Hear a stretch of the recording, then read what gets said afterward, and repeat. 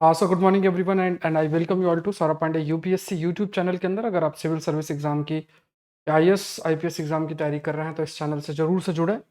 और UPSC relevant जो content है वो आपको पूरा अवेलेबल रहेगा, खासतौर से कंटेम्प्रेरी एस्पेक्ट के कंटेक्स्ट में। 5 सीरीज ऑलरेडी हो चुकी है and we are discussing the Hindu session. So and also download Saurabh Pandey CSE app. सो आज जो हम लोग टॉपिक्स डिस्कस करेंगे, topics today we are going to discuss क्या क्या टॉपिक्स हैं। पहली चीज the that is inter governmental negotiation committee on plastic pollution. ये एक टॉपिक आता है, एनवायरनमेंट के कंटेक्स्ट में टॉपिक है। जीपीएस की वर्किंग है, साइंस का टॉपिक है। रेबिस के ऊपर साइंस का टॉपिक है। ग्लोबल स्टॉक टेक एनवायरनमेंट का टॉपिक है। WMO रिपोर्ट है, ये भी एनवायरनमेंट का टॉपिक है। और फिर जो मैं मेंस का जो क्वेश्चन मैं आपको देता हूँ that will be there.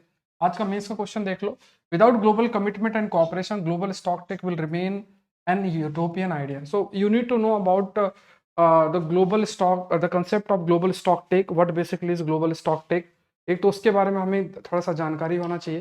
Then only we will be able to write about like we will be able to write. जो प्रश्न आपसे पूछा गया है उसको आप फिर तभी लिख पाएंगे। तो यहाँ पे इसको ध्यान में रखना है। आकलन सीरीज के ज्वाइन करके आप अपने आंसर सेंड कर सकते हैं। ये नंबर आप देख लो, कोई डाउट है कुछ भी है तो आप मुझे रीच कर सकते हैं।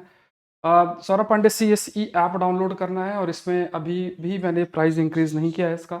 फिर आप लोग बाद में मुझे मैसेज करते हो सर रिड्यूस कर दो और ऐसा कुछ, क्योंकि ऑलरेडी जितने स्टूडेंट्स हैं वो ज्वाइन कर चुके हैं और ये कोर्स अनपब्लिश नहीं हो सकता है बिकॉज काफ़ी लोगों ने ज्वाइन कर रखा है, उनकी कॉपीज चेक करनी होती है। तो ये कोर्स चलता रहेगा बट इसका प्राइस इंक्रीज हो जाएगा, ठीक है। फिर आप अगर मन भी करेगा आपको ज्वाइन करने का तो नए प्राइस उसमें करना पड़ेगा। तो if you are planning to get your answer evaluated और है ना कमिंग मंथ्स के लिए, क्योंकि आंसर इवेल्युएट होंगे थोड़ा टाइम लगता है, क्वेश्चन डेली बेसिस में पड़ता है। ये क्वेश्चन आप अपलोड करते हो और फिर मैं सैटरडे संडे जो टाइम मिलता है उसमें मैं कॉपीज आप लोग की चेक करता हूँ, ठीक है। तो यहाँ पे आकलन सीरीज के अंदर daily answer check the weekly mains mock तो नहीं है, डेली आंसर आपका रहेगा। और एग्रीकल्चर ऑप्शनल का नया बैच अभी जल्द स्टार्ट आपका होगा। उसके बाद आपकी प्रीलिम्स टेस्ट सीरीज की जो एडवांस करंट अफेयर्स की जो प्रीलिम्स टेस्ट का 8th टेस्ट है संडे को रात को 9 बजे होगा। टेस्ट 3 और 4 का आपका जो PDF आ चुकी है, उसके अलावा 5, 6, 7 इनका PDF भी जल्द अपलोड हो जाएगी।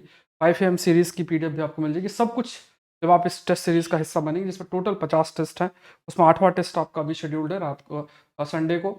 और ये ARC रिपोर्ट है जिसमें ethics in governance, report on terrorism, social capital, report on state administration, ये सारी जितने भी चीज़ें हैं दैट आर बीइंग कवर्ड।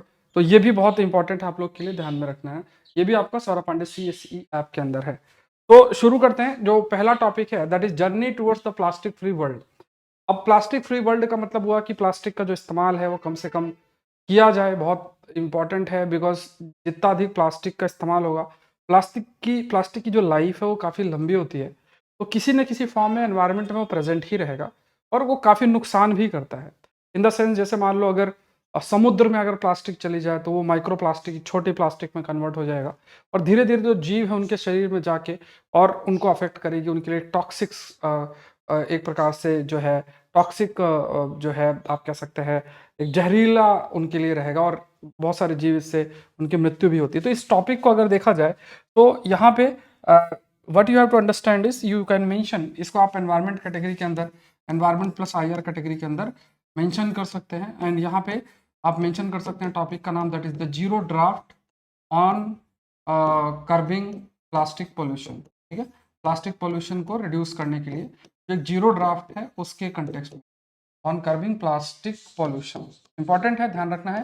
तो ये आप टॉपिक का नाम लिख सकते हैं। अब लेट्स सी क्या क्या एस्पेक्ट इसमें मेंशन्ड है। तो यहाँ पे अगर आप देखोगे intergovernmental negotiating committee under United Nation environment programme, वो नायरोबी में मिली थी नवंबर 13 और से 19 तक।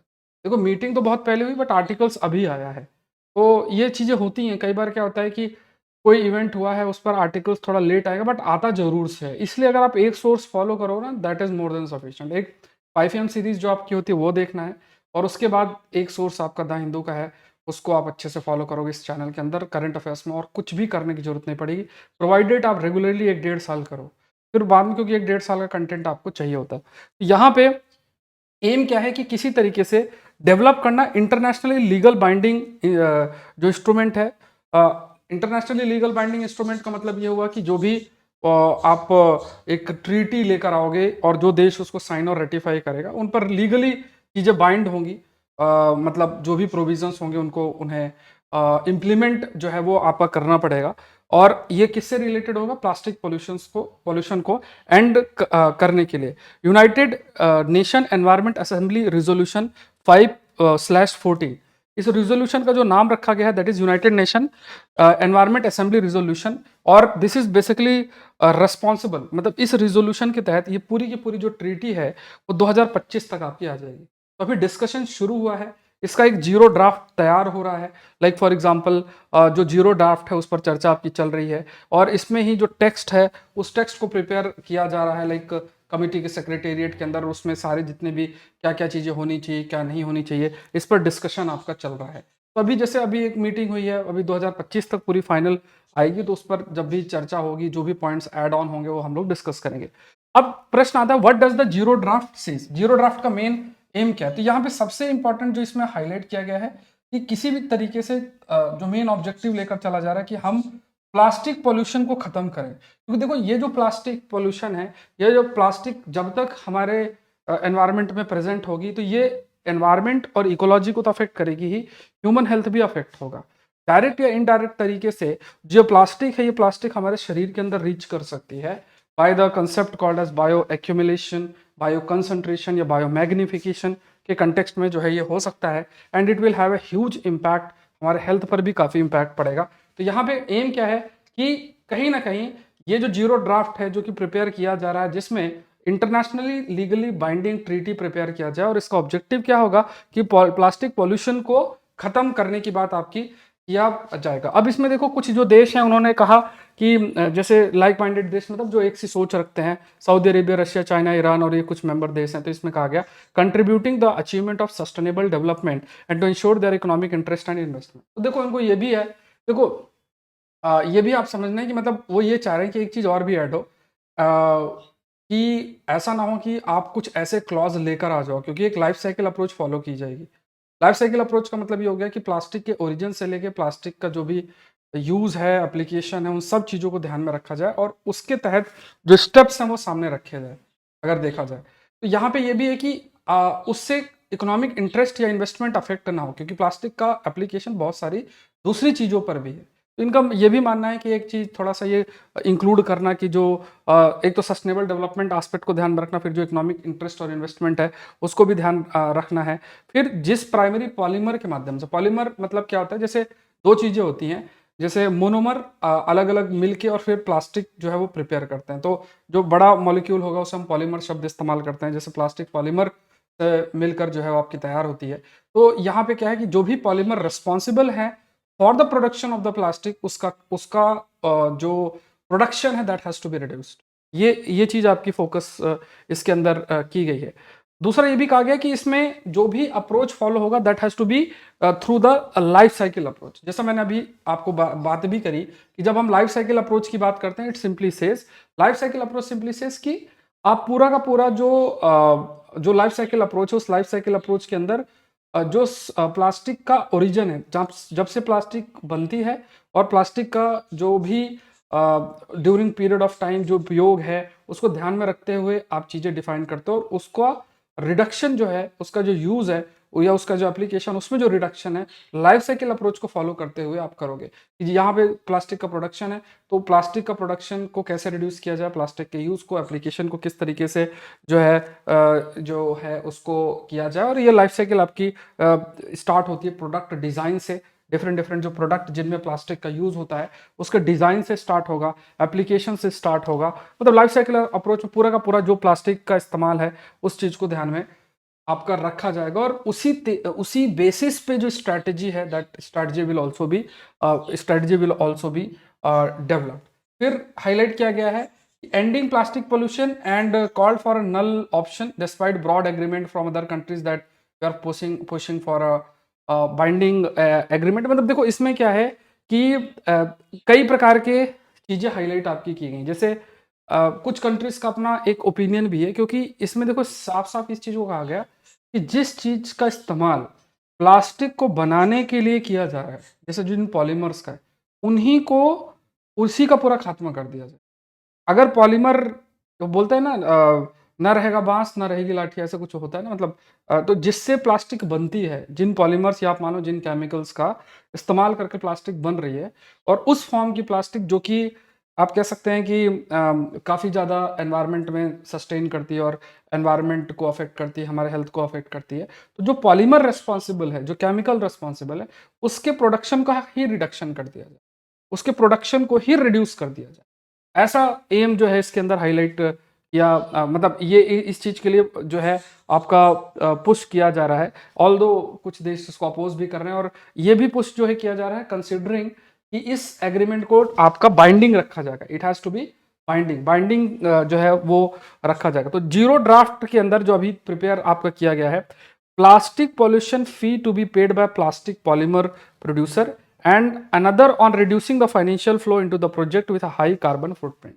तो यहां पे देखो दो चीजों पर मेन चीजें हाईलाइट आपकी की गई। पहला कि जो भी प्लास्टिक को प्रोड्यूस करेगा, जैसे जो प्रोड्यूसर होगा उसे सर्टेन फी को पे करना पड़ेगा, और दूसरा पॉइंट इसमें है कि जो फाइनेंशियल फ्लो है into the project with high carbon foot, मतलब जैसे ऐसे कई प्रोजेक्ट्स होंगे जिसमें प्लास्टिक का इस्तेमाल हो रहा है, या ऐसी चीजें जिसमें कार्बन का प्रोडक्शन बहुत अधिक हो रहा है, क्योंकि कार्बन भी क्या है, एक ग्रीन हाउस गैस जो CO2 और जिससे कार्बन रिलेटेड चीजें जिनका एनवायरनमेंट पे नुकसान होता है, कुछ ग्रीन हाउस गैसेस रिलीज होती हैं। तो उसके प्रोजेक्ट में ऐसे जो प्रोजेक्ट है जिसमें हाई कार्बन फुटप्रिंट हो, जैसे उस प्रोडक्ट के प्रोडक्शन प्रोसेस में बहुत अधिक कार्बन जो है वो रिलीज आपका हो रहा है, तो ऐसे प्रोजेक्ट पर फाइनेंशियल फ्लो, मतलब जो आर्थिक मदद है उसको रिड्यूस किया जाए। तो ये जो जीरो ड्राफ्ट अभी प्रिपेयर किया गया उसमें ये दो मेजर बातें आपका हाईलाइट की गई। फिर ये भी कहा गया कि जो कंट्रीज हैं they will have to cut if not eliminate the fossil fuel subsidy, और मतलब जो फॉसिल फ्यूल मतलब जो पेट्रोल डीजल और ये सब चीजों पे जिस प्रकार की सब्सिडी अगर किसी भी प्रकार से किसी को भी वो सब्सिडी अगर दी जा रही तो उसका खात्मा करना, कम करना, और जो इन्वेस्टमेंट है एनवायरमेंट फ्रेंडली टेक्नोलॉजी पर वो भी करना पड़ेगा। ये सब बातें आपके जीरो ड्राफ्ट के अंदर मेंशन आपका किया गया है। जैसे कुछ टेक्नोलॉजी, इंसिनरेशन, इंसिनरेशन का मतलब होता है जैसे मान लो कोई भी वेस्ट है उसको जला देना, जला के फिर उसको दूसरे फॉर्म में कन्वर्ट करना। कई बार आप देखोगे कचरा जलाया जाता है, वो इंसिनरेशन शब्द हम इस्तेमाल करते हैं। पर्टिकुलर टेम्परेचर में आप जब जलाते हो तो उसे हम इंसिनरेशन कहते हैं, वो सामने लिखा हुआ है। और वेस्ट टू एनर्जी, मतलब जो वेस्ट प्रोडक्ट है उसको आप एनर्जी में कन्वर्ट कर रहे हो। तो यहाँ पे क्या है, यू हैव टू कंसीडर कि जो फॉसिल फ्यूल का इस्तेमाल उसको खत्म करना, और इन्वेस्टमेंट करना एनवायरमेंटली फ्रेंडली जो टेक्नोलॉजीज है, फेवरेबल टेक्नोलॉजीज हैं उस पर आपका करना। एंड इवन ये भी कहा गया कि जो WTO के रूल्स हैं they provide for sufficient scope for trade restriction. अब देखो इसमें एक चीज बहुत हाईलाइटेड है, डाउट ये चल रहा है कि क्या आपको सेपरेट एक लीगली बाइंडिंग ट्रीटी की जरूरत है क्या?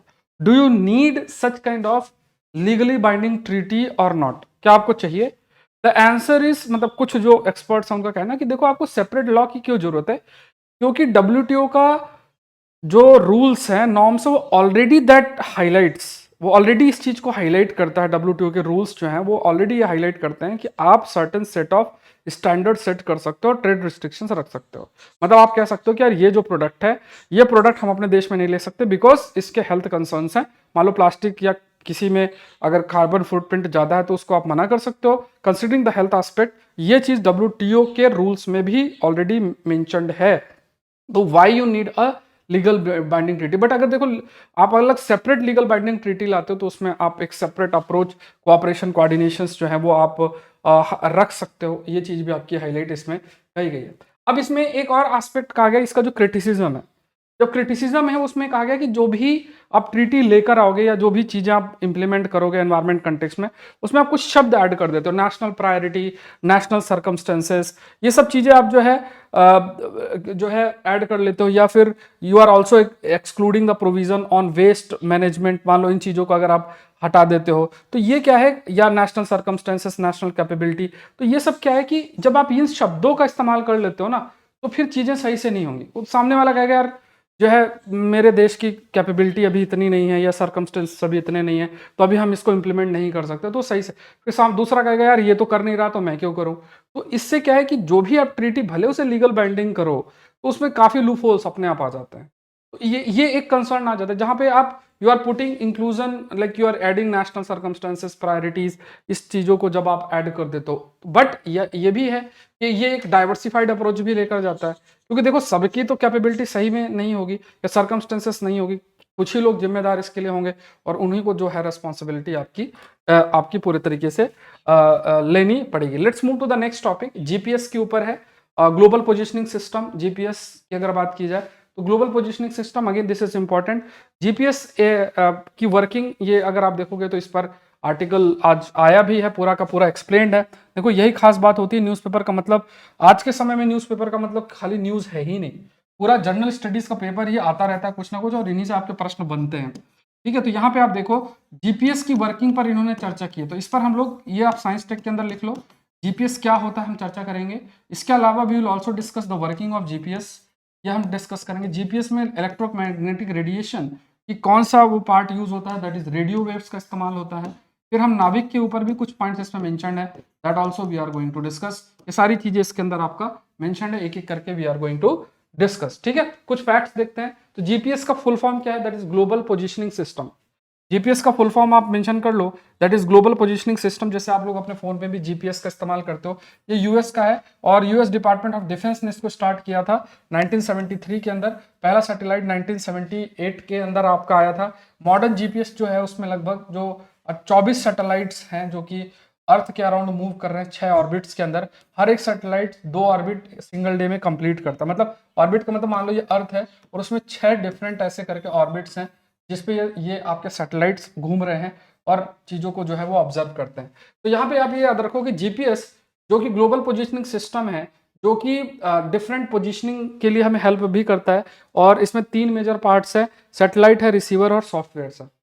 यहाँ सैटेलाइट के माध्यम से अभी आगे हम डिस्कस भी करेंगे, इस पे सैटेलाइट्स भी है, इस पे रिसीवर्स भी हैं और इसमें आपके सॉफ्टवेयर्स भी हैं, ये भी है, और कई पर्पस भी इसके सैटेलाइट, टीवी, फोन में, मिलिट्री पर्पस, इन सब डिफरेंट डिफरेंट पर्पस के लिए इसका इस्तेमाल भी होता है। जैसे आज के समय में भी आप क्या करते हो, जब आप कहीं जाते हो तो जीपीएस में लोकेशन लगाते हो, इसके सिविलियन यूज भी हैं, इसके अलावा आपके मिलिट्री यूज भी काफ़ी सारे आपके रहते हैं। अब इसका वर्किंग अगर देखो, जैसे फॉर एग्जाम्पल ये अगर for example if you can see here, ये इस तरीके से काम भी करता है। जैसे ये आपका ग्राउंड स्टेशन है, this is the ground station, ये सैटेलाइट है, उसके बाद ये जीपीएस रिसीवर्स आपके होते हैं, और फिर जो भी सिग्नल्स जाते हैं उस बेसिस में मान लो लोकेशन को फाइंड करना तो उसको लोकेशन मिल जाती है। इसी तरीके से अगर आप देखो ये सैटेलाइट है, like if you can see here, तो ये आपका क्या है, this is satellite, GPS satellite है ये, ठीक है, दिस इज जीपीएस सैटेलाइट, ये कार विथ जीपीएस है, फिर ये सेलफोन टावर है, ये नर्व सेंटर है, ये क्लाइंट कंप्यूटर है। तो ये पूरा का पूरा डेटा ट्रांसफर आपका होता है। तो नेविगेशन के लिए भी है और भी डिफरेंट पर्पस के लिए जीपीएस का जो है कंटिन्यूस बेसिस में आपका कंटिन्यूसली जो है इस्तेमाल किया जाता है। तो ये जो जीपीएस है इसमें 3 मेजर कंपोनेंट्स, एक तो स्पेस सेगमेंट है, एक कंट्रोल सेगमेंट है और एक यूज सेगमेंट है। 3 मेजर पार्ट्स आपके होते हैं, तो एक स्पेस सेगमेंट हो गया, कंट्रोल सेगमेंट हो गया, और तीसरा जो है यूजर सेगमेंट आता है। स्पेस सेगमेंट की अगर बात करें तो इसमें जो पूरा सैटेलाइट्स हैं, जैसे 24 टोटल सैटेलाइट्स हैं, वो स्पेस सेगमेंट में आएंगी, और ये 6 ऑर्बिट्स हैं जो कि 20,200 किलोमीटर अबव द अर्थ, आप कह सकते हैं इतने किलोमीटर को ये आपका प्रेजेंट है। Each orbit has 4 satellite at all time. हर एक ऑर्बिट में एक समय में 4 सैटेलाइट्स आपकी होती हैं एक समय में। जैसे अभी जैसे मैंने आपको बताया, जैसे इस पर अगर डायग्राम अगर होगा, जैसे इसमें देखता नहीं है तो यहाँ पे ठीक है, तो चलो नहीं है, मतलब आप ये समझो, इस चीज़ को समझो कि ये जो अलग अलग आपके, लाइक फॉर एग्जांपल जब आप अर्थ की बात करोगे ना, तो जैसे हमारी अर्थ है तो इसमें लगभग ऐसे 6 ऐसे ऑर्बिट्स होंगे जिसमें ये घूमते हैं पूरे सैटेलाइट, और उसमें भी आप ये देखो कि एक ऑर्बिट में एक समय में 4 सैटेलाइट्स होते ही हैं। टोटल कितने, 24 सैटेलाइट, टोटल आपके पास 24 सैटेलाइट्स आपके प्रेजेंट है। कंट्रोल सेंटर की बात करोगे, कंट्रोल सेट में जैसे पूरा सैटेलाइट मूवमेंट है ये सब उसको कंट्रोल करने वाला, तो वो कंट्रोल सेगमेंट्स है। इसमें कंट्रोल सेंटर्स जो हैं पूरे जो 24 सैटेलाइट्स के हैं, जो कि पूरा उसको सब चीज को ऑब्जर्व करने का काम रहता है। फिर उसके बाद जो सर्विसेज प्रोवाइड की जाती है जीपीएस सिस्टम के द्वारा, वो standard positioning services performance standards को मीट करता है, जो कि पब्लिश होता है अप्रैल 2020 में, पब्लिश भी होता है, मतलब लेटेस्ट आते रहते हैं। मतलब कुल मिला के जैसे जीपीएस जो सर्विस ऑफर करता है कई सारी पेड सर्विसेज भी ऑफर होते हैं।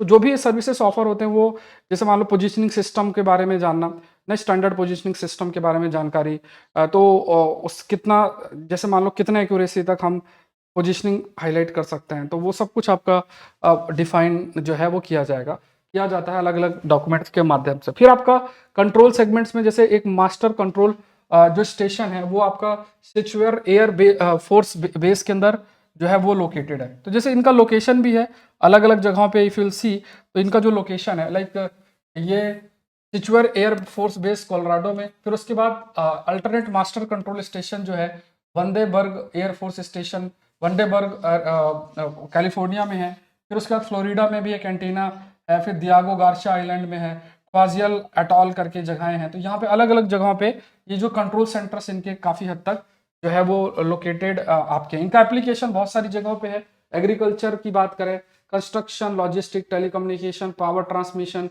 Research, rescue, air travel, metrology, military operation, GPS का बहुत सारी जगहों पे आपका इस्तेमाल है। अब जीपीएस काम कैसे करता है, अभी जैसे हमने डायग्राम भी देखा लाइक फॉर एग्जांपल कि जीपीएस काम कैसे करता है, how does the GPS work, तो ये हमने देखा भी इस प्रकार से इसका काम होता है।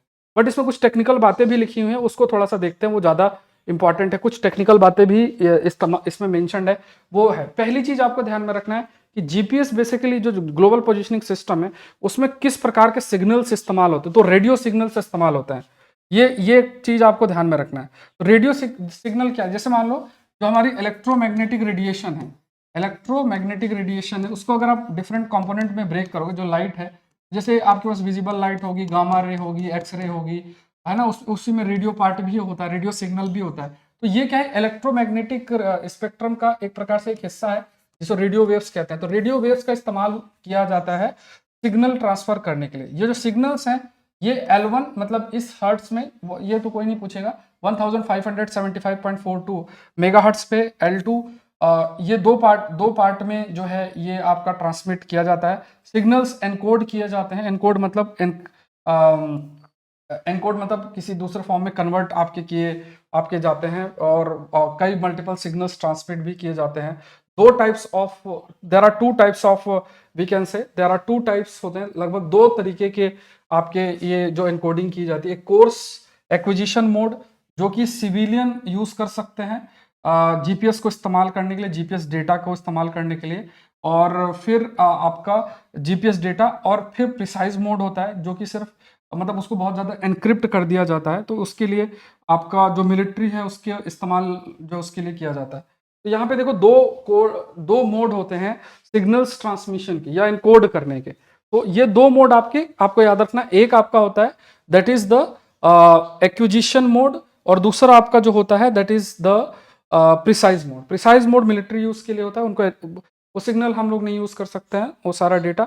और फिर ये जो सिग्नल्स होते हैं एनक्रिप्टेड होते हैं। एनक्रिप्टेड का मतलब जैसे मान लो कि उसे किसी दूसरे फॉर्म में कन्वर्ट कर दिया जाता है जिसको डिकोड नहीं किया जा सकता, मतलब हमें वो डेटा मिल भी जाए तब भी हम जान नहीं पाएंगे किससे रिलेटेड है।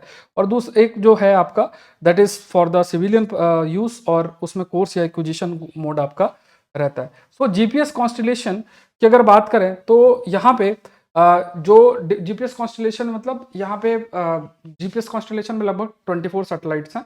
तो इसमें आपके लगभग 10 नैनो सेकेंड्स का इस प्रकार के सिंक्रोनाइजेशन होता है कि लगभग जस्ट 10 नैनो सेकेंड्स का ही गैप होता है, मतलब बहुत ही कम गैप रहता है।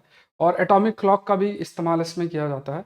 और एम ये रहता है कि जैसे अगर बहुत ज़्यादा टाइम गैप हो या कुछ आएगा तो कोऑर्डिनेशन नहीं होगा, जितना कम टाइम गैप होगा उतनी अधिक एक्यूरेसी भी होगी। तो 10 नैनो सेकेंड्स बहुत ही कम होते हैं, तो उतना टाइम गैप आपका एग्जिस्ट करता है। Do other countries have GNS जो ग्लोबल नेविगेशन सैटेलाइट सिस्टम है? क्या ये प्रश्न इस बार जैसे प्रीलिम्स में भी आपसे अगर आपको याद हो तो पूछा गया था, तो क्या ग्लोबल नेविगेशन जो सिस्टम है वो औरों के पास भी है?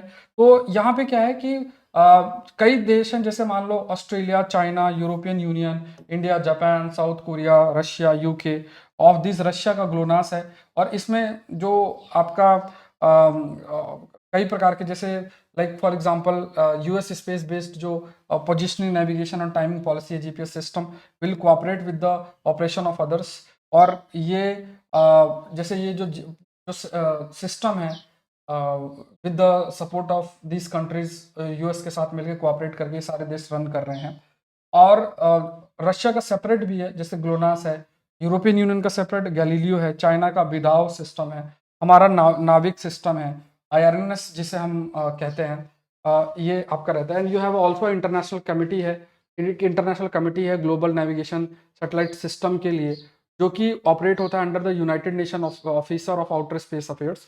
तो उसमें फिर कोऑर्डिनेशन सारे सारे देश साथ में मिलके इसमें काम करते हैं। नाविक की अगर बात करेंगे तो नाविक बेसिकली क्या है, जो हमारा है, ठीक है, IRNSS भी उसको बोलते हैं, that is Indian regional navigation satellite system, 2006 के अंदर आया था। और इसे अब फिर नाविक शब्द इसके लिए इस्तेमाल जो है किया जाता है। मई 2023 तक देखा जाए तो मिनिमम जो नंबर ऑफ सैटेलाइट है वो 4 है, जो ग्राउंड बेस्ड नेविगेशन को हमें मदद भी कर सकती हैं। फिर आपके पास मास्टर कंट्रोल सेंटर जो पूरे सैटेलाइट्स को कंट्रोल करेगा, हसन में लोकेटेड है, कर्नाटक और भोपाल मध्य प्रदेश में, जिसके माध्यम से उनको कंट्रोल किया जाए। तो नाविक सैटेलाइट्स में रुबिडियम एटॉमिक क्लॉक का इस्तेमाल होता है।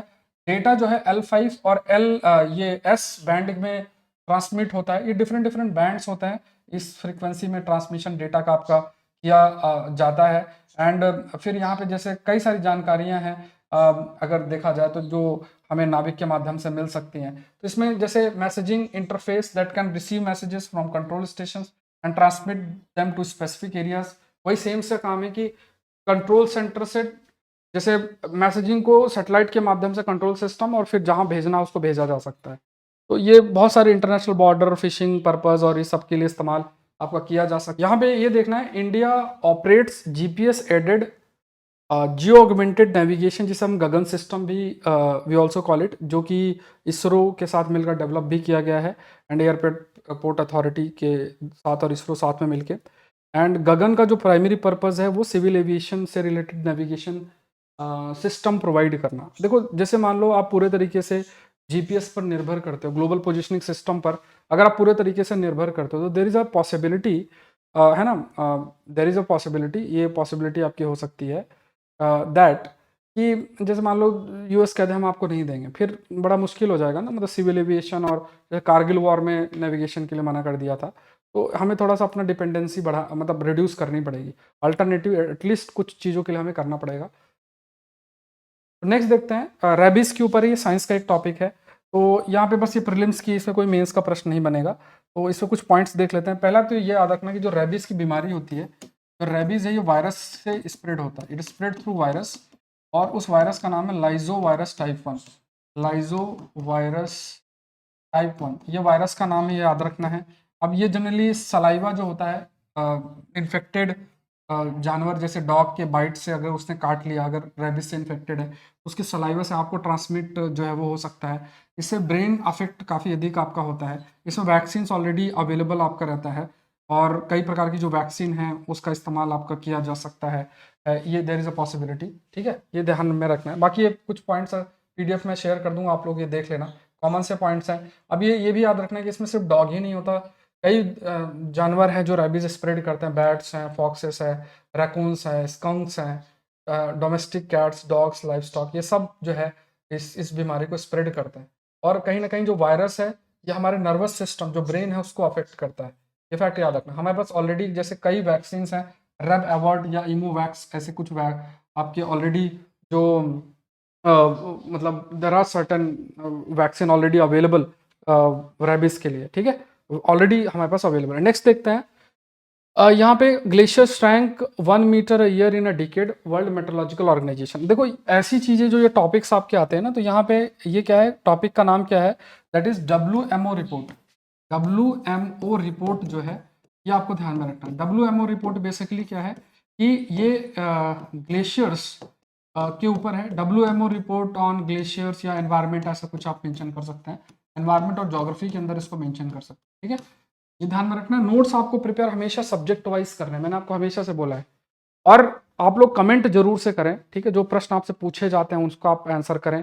कब सेशन अटेंड करते हैं वो जरूर से मेंशन करें। सेशन को लाइक कर दें, कुछ नहीं जाता आपका, it will hardly take less than 2 seconds 3 seconds, 1 second भी नहीं लगता। उसको प्रेस करने में भी आप आलस करते हो। शेयर करो सेशन को जहां मौका मिले, ठीक है। तो पार्टिसिपेशन बड़ा होगा, ऐसा नहीं कि अपना बस नोट्स बना लिए, अपना काम चल रहा है, बाकी तो ठीक है और कुछ नहीं करना है। थोड़ी जिम्मेदारी आप ले सकते हो उसमें, है ना, जैसे आप कमेंट कर सकते हैं आप, क्योंकि यूट्यूब का एल्गोरिदम देखो इसी बेसिस में काम करता है। आप कमेंट करोगे, आप जो है शेयर करोगे, आप लाइक बटन प्रेस करोगे, तो ज़्यादा जो स्टूडेंट्स हैं उन तक वो ये कंटेंट रीच कर पाएगा। अब आप अगर सोचो चलो मेरे नोट्स बना लेता हूँ बट ठीक है बाकी जो चीज़ें चलती रहेंगी, तो थोड़ा जिम्मेदारी आप ले सकते हैं, आप ही का चैनल है। चलो let's discuss about this thing. WFO World Meteorological Organization की रिपोर्ट है। अब इसमें देखो एक चीज़ कही गई कि लोएस्ट नंबर ऑफ डेथ हुई है एक्सट्रीम इवेंट से। WFO ने कहा है, वर्ल्ड मेट्रोलॉजिकल ऑर्गेनाइजेशन ने, 2011 से 20 के बीच में। और इसमें एक जो इसके लिए जो फैक्टर हाईलाइट किया है वो अर्ली वार्निंग सिस्टम। जैसे मान लो अभी कोई बड़ा तूफान आने वाला है, तो उससे पहले ही बता दिया जाता है कि तूफान आने वाला है, तो सारे प्रिकॉशनरी मेजर्स ले लिए जाते हैं। तो ये बहुत बड़ा डेवलपमेंट है, मतलब टेक्नोलॉजी की वजह से जो डेथ है because of the extreme events वो काफ़ी हद तक रिड्यूस आपकी की गई है। तो फॉरकास्टिंग सिस्टम का काफ़ी अधिक इंप्रूवमेंट आपका किया है। फिर इसमें यह भी कहा गया कि जो फर्स्ट डिकेड है, depleted ozone hole visibly showed recovery, जो ओजोन होल की रिकवरी है उस पर भी देखने को मिला है। एंड ये भी कहा गया कि जो ग्लेशियर्स है that were measured around the world thinned by approximately 1 metre per year, 1 metre per year से ग्लेशियर्स की जो थिकनेस है वो आपकी रिड्यूस हो रही है। ग्रीनलैंड और अंटार्कटिका ने लगभग 38% मोर आइस का लॉस किया है during the period then during 2001 से 10 पीरियड। तो ये 2011 से 20 तक का समय है, उस पर ये सब बातें जो है आपकी डेटा आपको ध्यान में रखना है, पूछा भी जा सकता है। फिर उत्तराखंड का रॉक एवलांच, इस पर भी कहा गया है ये जो रॉक एवलांच है that was triggered from a breach in Nanda Devi glaciers, मतलब नंदा देवी ग्लेशियर से उसमें टूटने से ग्लेशियर से ग्लेशियर नीचे की तरफ आया, उसके साथ बहुत सारा डेब्रिस रॉक्स नीचे आके काफ़ी अधिक 2021 में नुकसान इन्होंने किया है। फिर एक्सट्रीम हीट वेव्स की कंडीशंस भी पॉसिबल आपकी हो सकती हैं। जो एक्सट्रीम हीट वेव्स मतलब काफ़ी ज़्यादा जो टेम्परेचर आपका हाई रहेगा that will be there. Highest number of human casualties देखने को मिल सकती हैं because of the heat waves. जो ट्रॉपिकल साइक्लोन्स हैं, these tropical cyclone they will also cause most economic damages. आर्थिक लेवल पे भी ये साइक्लोन्स बहुत नुकसान कर सकते हैं। जैसे अभी हमने कल एक साइक्लोन जो कि है आज लैंडफॉल कर चुका है, तो वो उसके बारे में डिस्कस भी किया था। एंड जो बड़े साइक्लोन्स आते हैं इनसे काफी नुकसान भी होता है, लाइफ और प्रॉपर्टीज दोनों का ही नुकसान होता है। नेक्स्ट देखते हैं, global stocktake draft calls for phasing out fossil fuel. अब इस पर हम लोग को जो डिस्कशन आपको करना है वो है, आप इसको एनवायरमेंट सेक्शन के अंदर नोट कर लो। देखो geography, environment, science, agriculture, IR, ये सब टॉपिक्स कंटेम्प्रेरी एस्पेक्ट से ही कवर करना है, यहीं से प्रश्न आते हैं, ये ध्यान में रखना है। इवन पॉलिटी वॉलिटी में भी यहीं से प्रश्न आते हैं, तो ये सब कंटेंट बहुत मैटर करते हैं। तो यहाँ पे सबसे पहले तो आपको टर्म जो पता होना चाहिए that is global stock take के बारे में। ये हम लोग देखते हैं what do you mean by global stock take. और ग्लोबल स्टॉक टेक की जब बात की जाए उसके कंटेक्स्ट में कुछ पॉइंट्स डिस्कस करेंगे। तो आप ग्लोबल स्टॉक टेक ये आप टर्म यूज कर सकते हो और टॉपिक का नाम लिख सकते हो। तो when you talk about the global stock take, इसके कुछ पॉइंट्स लिख लो। इसमें ये क्या है कि जो देश हैं उन्होंने अनाउंस किया कि हम इन टारगेट्स को मीट करेंगे। तो ग्लोबल स्टॉक टेक का मतलब है कि क्या प्रोग्रेस उनमें हुआ है। जैसे उन्होंने बोला कि हम ये रिड्यूस करेंगे, ऐसा करेंगे, 2 4 5 पॉइंट्स जो बोले, तो ग्लोबल स्टॉक टेक के माध्यम से उसका असेसमेंट करना, उसे हम ग्लोबल स्टॉक टेक बोलते हैं। तो पहला पॉइंट तो आपको ये ध्यान में रखना है। दूसरा ये क्या है, 5 ईयर रिव्यू आपका किया जाता है। क्लाइमेट चेंज के लिए जो भी कार्य किए गए हैं, कितने स्टेप्स लिए गए हैं, तो वो सब 5 ईयर्स में रिव्यू किए जाते हैं। और इसका जो बेसिस है that is Paris agreement article 14, इसका जो बेसिस है। COP28 के अंदर भी जो फर्स्ट जो ग्लोबल स्टॉक टेक एक्सरसाइज हुई है उसकी फाइंडिंग्स को प्रेजेंट आपका किया जाएगा। एंड फिर उसमें जो भी मतलब ये देखा जाएगा इन देशों ने ये बातें बोली, क्या क्या प्रोग्रेस किया, फिर वो डेटा रखा जाएगा, चर्चा की जाएगी कौन क्या कर सकता है। तो ये सारा एक प्रकार से असेसमेंट और इवेल्युएशन। और जो अभी दुबई में COP28 है उसमें पहला जो ग्लोबल स्टॉक टेक है उसका पूरा डेटा भी सामने आपका रखा जाएगा। अब देखो मेन एम यही है, पेरिस एग्रीमेंट में भी ये कहा गया था कि जो टेम्परेचर है इंडस्ट्रियल लेवल से उससे लगभग on an average 1.5 degree Celsius से टेम्परेचर ज़्यादा नहीं होना चाहिए, अदरवाइज काफ़ी सारी दिक्कतें जो हैं, इम्पैक्ट है वो देखने को मिल सकता है। That can be there. तो ये चीज़ें जो है अभी जैसे मान लो इस पर चर्चा स्टार्ट होगी और जब चर्चा होगी तब हम इस पर डिस्कशन ऑलरेडी करेंगे। तो बहुत सारी चीज़ों को जैसे agenda setting, decision making, implementation, evaluation, policy formulation, ये सब कुछ क्लाइमेट एस्पेक्ट को ध्यान में रखते हुए। जैसे मान लो एजेंडा सेटिंग इंटरनेशनल लेवल पे, इवैल्यूएशन करना इंटरनेशनल नेशनल लेवल दोनों में, फिर इम्प्लीमेंटेशन पॉलिसी करना, डिसीजन मेकिंग करना, ये सब चीज़ें पॉलिसी फॉर्मुलेशन, ये हर चीज़ जो है पूरा रिलेटेड विथ एनडीसीज जो नेशनली डिटरमाइंड कंट्रीब्यूशन है। मतलब देशों ने जो ऑलरेडी हाईलाइट किया कि यार हम इन टारगेट्स को अचीव करेंगे, ये हमारे एम्स है जिनको हमें अचीव करना है, तो उन्हें हम नेशनली डिटरमाइंड कंट्रीब्यूशन बोलते हैं, एनडीसीज जो है वो हम बोलते हैं। तो इसमें ग्लोबल स्टॉक टेक का एक रोल आपका आ जाता है। इसके माध्यम से भी कैसे जो ग्लोबल स्टॉक टेक है, इसमें इसके बेसिस में पूरा एनडीसी का इवेल्युएशन जो है प्रॉपर करना, ट्रांसपेरेंसी मेंटेन रखना, एनडीसीज का इम्प्लीमेंटेशन करना, डिसीजन मेकिंग करना, पूरा किस तरीके से डेवलपमेंट होगा उसके लिए पॉलिसी फॉर्मुलेशन करना, ये सब स्टॉक टेक के अंदर आपका इंक्लूड हो जाता है और उसके माध्यम से ही चीजें सामने भी रखी जाती है। क्वेश्चन देख लो, without global commitment and cooperation global stock take will remain in utopian idea. 10 number में लिखना है। ये नंबर आप देख लो, कोई डाउट है, कुछ भी प्रॉब्लम आप लोग के लिए है, मैं आप लोग को टाइम भी देता हूँ कि आपको एक नंबर भी शेयर करता हूँ दूसरा, जिसमें जैसे कई लोग मेंटल स्ट्रेस और मेंटल हेल्थ इश्यूज भी फेस कर रहे हैं, तो उनके लिए स्पेसिफिकली मैंने नंबर, ये नंबर पे आप जब मुझे मैसेज करते हो तो एक मेरा जो और दूसरा नंबर है वो मैं आपको देता हूँ, जिससे हम उसके बारे में डिस्कस कर सकते हैं। तो आप जब कॉल करते हो तो एक बार मैसेज करके कॉल कर लो, ठीक है। आप फिर मैं आपको रीच भी करता हूँ, आप लोग फिर कई बार कॉल भी पिक नहीं करते हो, तो ऐसा ना किया करो। तो जो भी स्ट्रेस और मेंटल लेवल पे मेंटल हेल्थ इश्यूज अगर आप फेस करते हैं तब भी आप मुझे ज़रूर से रीच करें, ठीक है। और बिल्कुल हेजिटेट नहीं करना है, इसमें कोई इशू प्रॉब्लम नहीं है। ज़रूरी नहीं कि एकेडमिक लेवल का ही डिस्कशन है, नॉन एकेडमिक लेवल पे कोई इशू है, अगर मेरे लेवल पे कोई मदद हो सकेगी तो मैं ज़रूर से करूँगा। कई लोगों का जो मेरे लेवल पे है वो मैं कर भी रहा हूँ। और आप लोग जो है कोशिश करें, ठीक है। स्ट्रेस लेना, पहली चीज़ तो स्ट्रेस लेना नहीं है।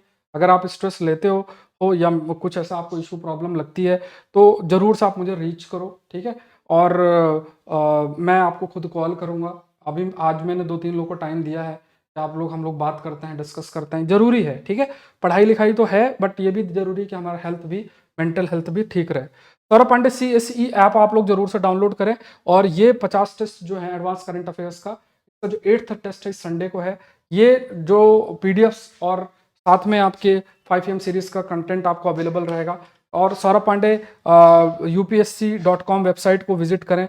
ARC रिपोर्ट सारी लेक्चर अपलोडेड है, प्लीज इसको जरूर से गो थ्रू, इसको आलस ना करें, ठीक है। और ये आपका टेलीग्राम चैनल है जहाँ पे आप इसका PDF भी ले सकते हैं। और आप सौरभ पांडे UPSC.com पे भी जाके अपने जो इस सेशन का पूरा कंप्लीट PDF और जो GES रिपोर्टर मैगजीन है उसको भी ले सकते हैं। तो आज के लिए इतना ही। आई होप ये सेशन आपके लिए हेल्पफुल रहा होगा। मिलता है नेक्स्ट सेशन के अंदर। Thank you everyone, thank you.